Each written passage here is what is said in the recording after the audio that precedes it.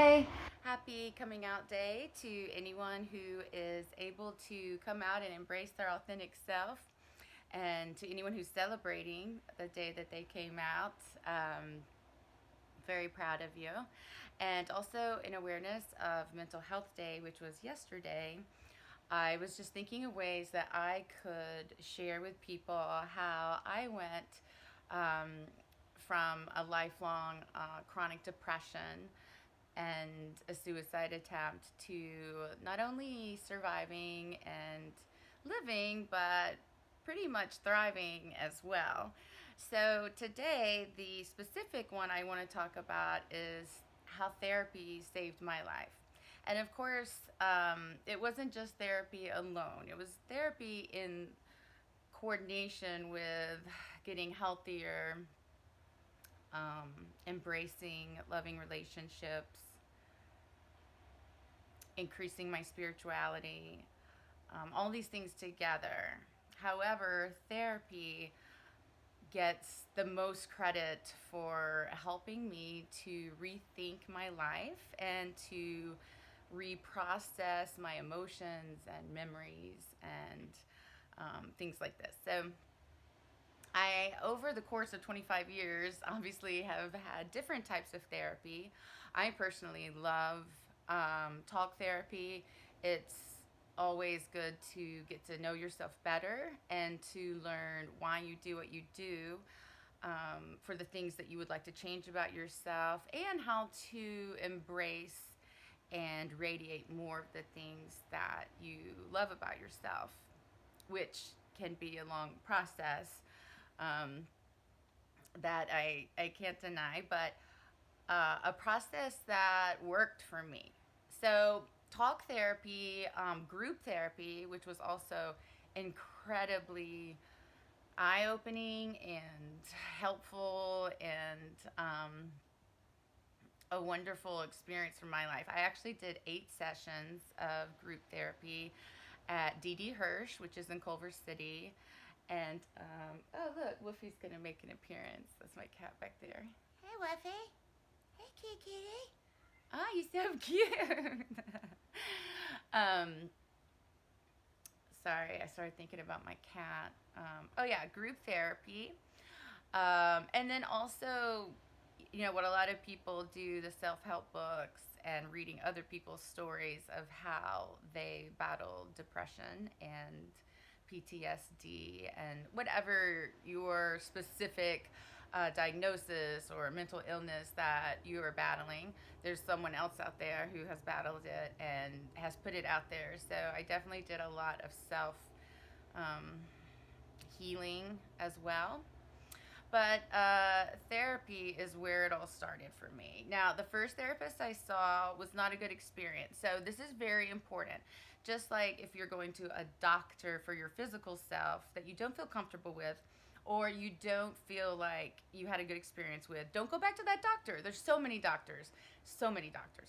So, same thing with a therapist, psychologist, psychiatrist, etc., marriage counselor, whatever. If you don't leave the session feeling lighter than when you went in, like you released something, you unloaded something, then don't, that's okay. That therapist isn't for you. There's others. Keep looking. You should leave your session feeling lighter. You should feel lighter, like you left something there that you worked on. Maybe not the first 2 sessions, because a lot of that is exposition. It's just you um, introducing them to your life and story. But I would say after 2 sessions, if you don't feel lighter, then try a different therapist. It's okay. It's what is best for you is to find one that you really like, just as you would a physical doctor or your, practitioner. So the first one, I think, wasn't ready for me. And I can see this now in retrospect, obviously, that bless her heart, she was a student, which is fine because, obviously you want people who are on the newer, end of psychology, but she would look at me with kind of big eyes, like shocked, and it made me feel worse. So I didn't go. I went for a couple of sessions, and then I didn't go back. I tried another like family Christian counselor. Wasn't right for me. So then when I went to college, I found a therapist online. I meant on campus. Sorry, there was no online back then. On campus, and really got it. She did so much for me in helping me to reterm things in my life, voices in my head that were unhealthy, how to recognize that it wasn't necessarily truth or God or um, intuition. Sometimes it was learned behavior and that needed to be corrected.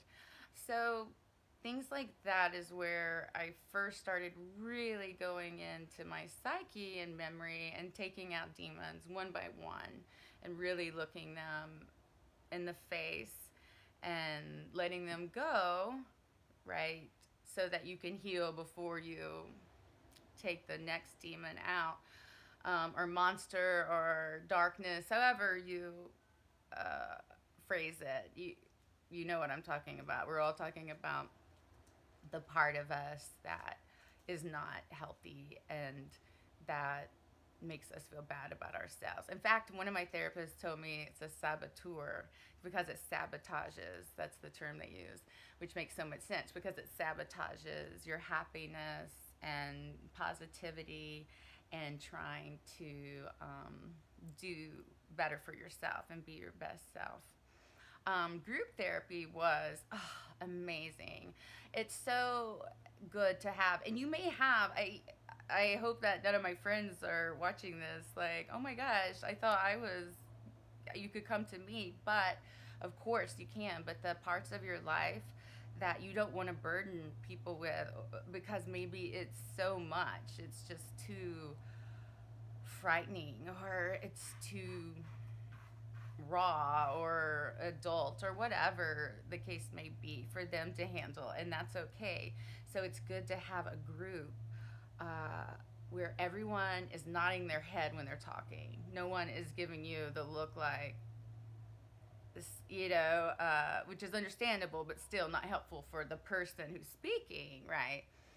So to be in a circle of people all nodding their heads while you think you're sharing your, some of your deepest, darkest secrets that no one could possibly uh, also feel or think, right? But then you find out they do, and it's strangely and warmly relieving to be in that atmosphere.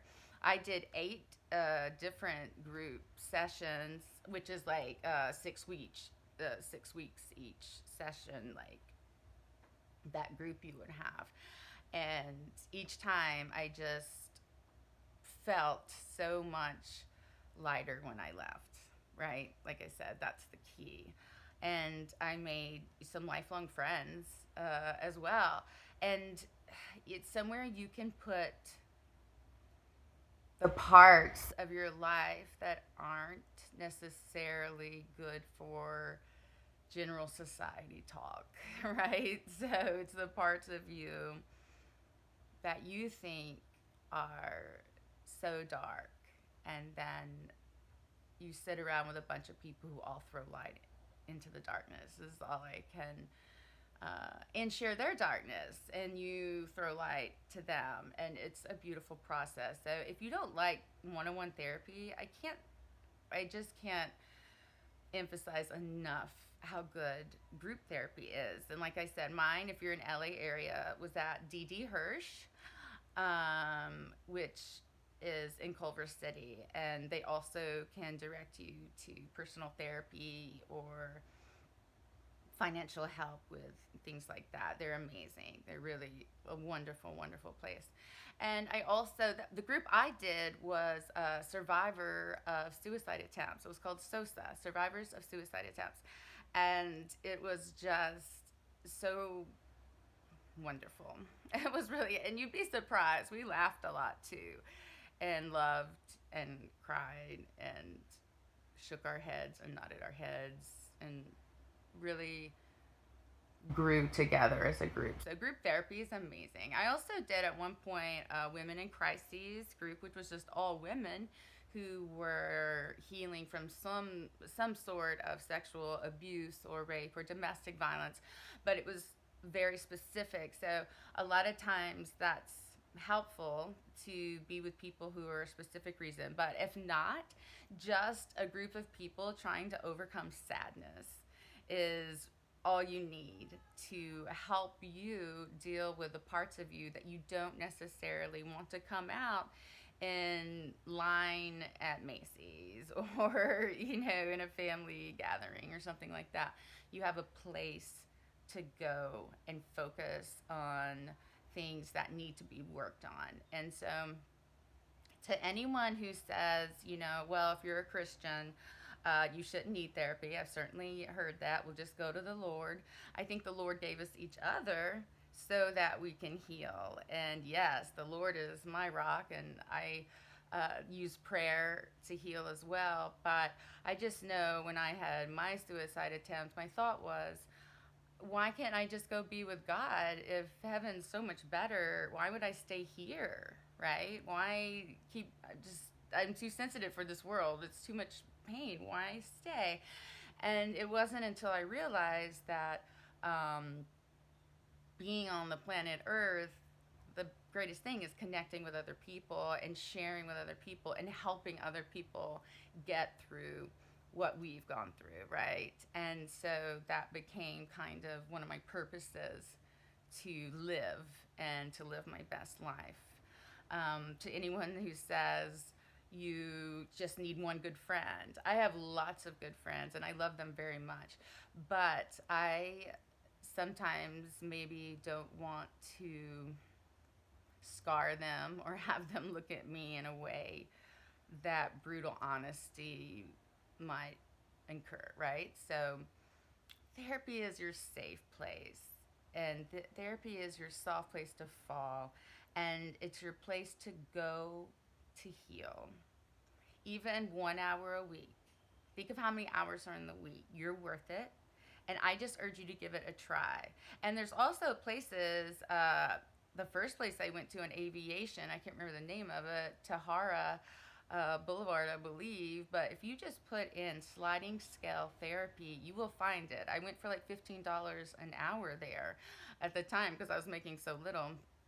Of course, that was 20 years ago. It might be 30 now, obviously. But there are people out there who are getting their degrees and they need hours or internships, and they can still give you the help you need. Sometimes just as good as $125 hour. But it's just a place that you can take care of you. And yes, having good friends and a good relationship with your higher power or spirituality or connecting to the world with nature and animals, all these things are part of the healing process. But therapy is really where you can do the most work for yourself. And then those other parts of your life benefit as well, right? So, anyway, I just encourage anyone who is struggling today, who is suffering, or even online now, you can talk to people online. I feel like it would be better to do it in person, but it's a good place to start. And then whenever you get how good it feels to do it, then maybe meet someone face to face, because a lot of communication is through facial features, is through body energy. So I feel like for therapy, it's better to be in person. But start online, see how it feels, like just to hear those questions and answer them for yourself. And then go from there, because you deserve it. You deserve to be happy, and you deserve to be upset, but you don't want to upset others. So I thank you for listening, and share this video with anyone else that you know that is struggling or is therapy resistant, and maybe they could see it from my point of view enough to give it a try. And I mean, what's the worst thing that could happen? You could learn more about yourself. That's could only be a positive thing in growth and evolving as a better human. So, thank you so much, and God bless, and have a good day.